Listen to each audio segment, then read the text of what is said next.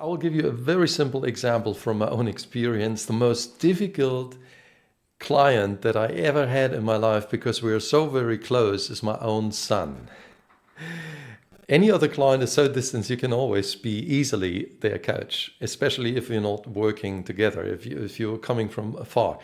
But if it's your own children, it may be tricky and difficult, because knowing my son, knowing his father, that he is a coach, he would always smell and sense if there's a question that could be a coaching question. He will already distance himself from it. So this case is the best case to exemplify what you can do.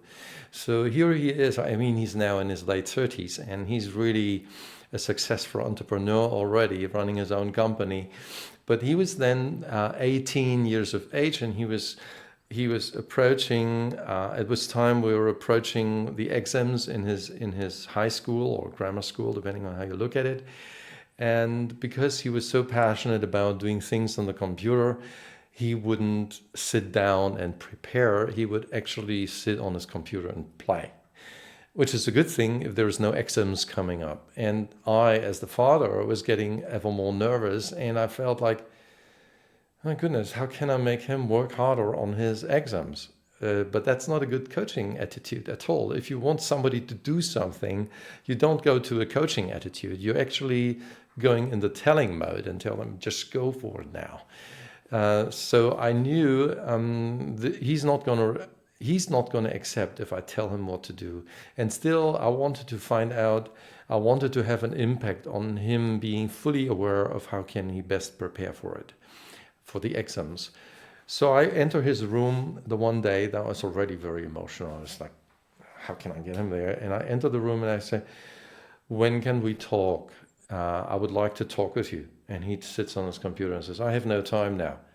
So, okay, so I'm calming down and I ask, so when do you have time for talking? Not now. So, oh wait, I can see this is not the moment for him to actually really listen to me. So I sleep over it. I'm still impatient, but I'm calmer now. And the next day I'm entering his room again, and I'm saying, so just see, I would love to talk with you for 30 minutes. Just let me know when you have time. Well, not now, he says, not now. I said, that's okay. Just let me know when you have time later on today or maybe tomorrow. Just let me know when. So I walk out of the room again, and because of course he didn't call on me. And then I enter the room again and says, oh, by the way, have you thought about when we can talk? And he says, yeah, maybe tomorrow.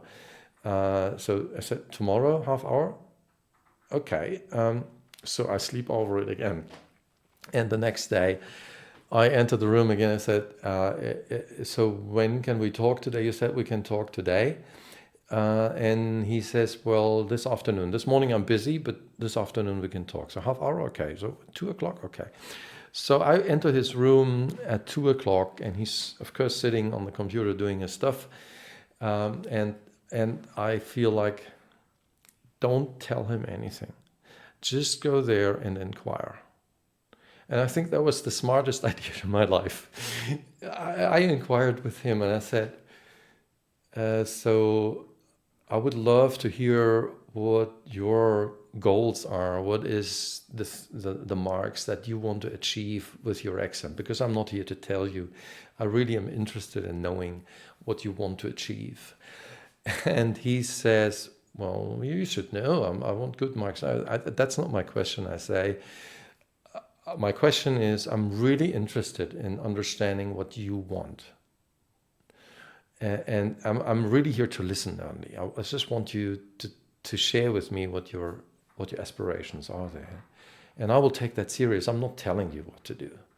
So he finds the trust and begins to, oh, okay, Daddy is different today. So he says, well, my goal would be a mark 1 point, I think it was 1.2 or 3, which for Germany is a very good mark already. And so I was, wow, that's quite an aspiration. It actually took me by surprise. And I said, wow, that's interesting. Wow, cool. And relative to this goal, where are you standing right now with what you know and what you think you can achieve?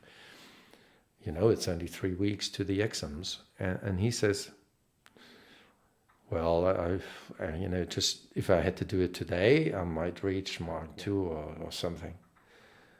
So I say, okay, and how much time for preparation do you think is required for you to actually achieve your own goal?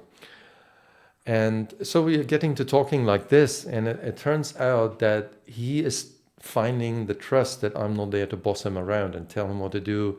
I'm not even telling him which goal he has to reach. I'm taking him serious by which goals he wants to achieve.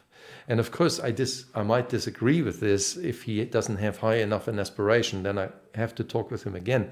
But in that case, I knew he has high aspirations. He might just be daydreaming on how far he is, and that was my goal, to talk about this.